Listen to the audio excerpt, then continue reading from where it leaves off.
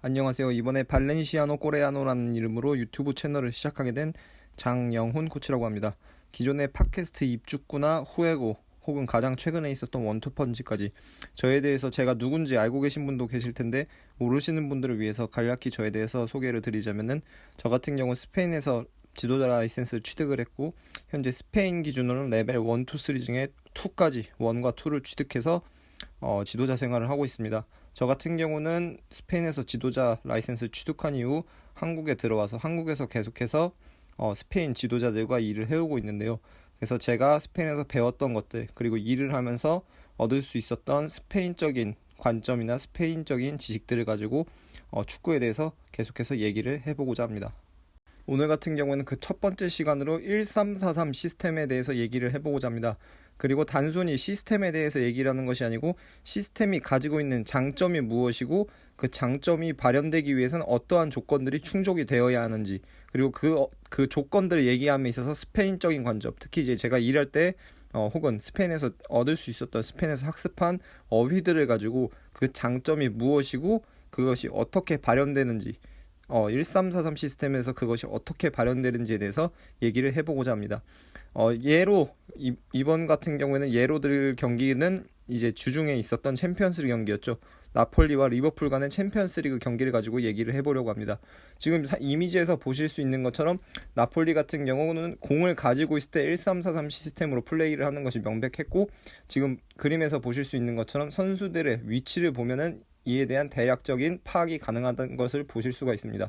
그래서 3명의 센터백, 그리고 그 위에는 2명의 중앙 미드필더가 위치해 있고, 좌우폭을 확보하고 있는 2명의 윙백과 최전방에 있는 공격수를 포함해서 2명의 미드필더, 공격형 미드필더, 그래서 라인과 라인 사이에 위치한 선수들까지 해서 343 시스템으로 선수들이 위치해 있는 것을 볼 수가 있습니다. 근데 343 시스템 같은 경우에는 단순히 저 위치를 가지고 이해를 하는 것이 아니고 저렇게 서 있음으로, 선수들의 포지션이 저런 식으로 배치되어 있음으로 인해서 발생하는 장점이 무엇인지에 대해서 이해할 수가 있어야 되는데요. 지금부터는 그것을 크게 2가지 관점에서 이해를 해보고자 합니다.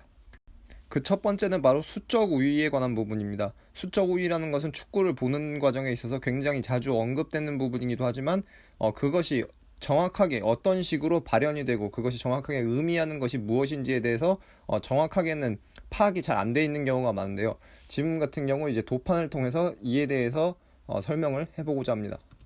1343 시스템에서의 수적 우위의 발현은 우리가 축구를 보는 과정에서 굉장히 자주 언급하는 수적 우위 외에도 마찬가지로 자주 언급되고 나는 삼각형 혹은 다이아몬드의 형성과도 관련이 있습니다. 삼각형 혹은 다이아몬드가 계속해서 연속적으로 형성이 된다는 것은 공을 가진 선수와 받는 선수에서 관점에서 볼 때 상대의 압박을 넘어설 수 있는, 상대의 압박을 넘어서는 위치에서 계속해서 공을 소유하는 것이 가능하다는 것이고, 지금 이는 영상에서 보실 수 있는 것처럼 2대1 혹은 3대1의 수적 우위로 계속해서 이어지게 됩니다.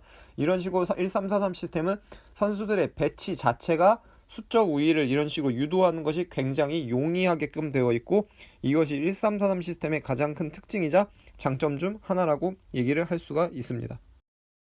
1343 시스템의 또 다른 특징이자 장점은 바로 연속적으로 위치적인 우위, 수적 우위뿐만이 아니라 위치적인 우위 또한 점하는 것이 가능하다는 사실입니다. 지금 영상에서 보실 수 있는 것처럼 공을 가진 센터백이 상대의 첫 번째 압박 라인을 직면했을 때 공을 받는 것만으로도 미드필더들 같은 경우에는 상대의 첫 번째 압박 라인을 넘어설 수 있게 되고, 미드필더가 공을 반대로 이어받았을 경우에는 연속적으로 또 앞에 있는 3명 중 1명이 공을 이어받았을 경우에는 상대의 미드필더 압박 라인을 넘어서게 되고 최종적으로는 상대의 백라인을 직면하게 됩니다. 이런 식으로 공을 받는 것 자체만으로 상대 등 뒤에서 공을 받았을 때 이미 그 상대의 압박을 넘어설 수 있는 위치에 있게끔 하는 것을 위치적인 우위라고 하는데요.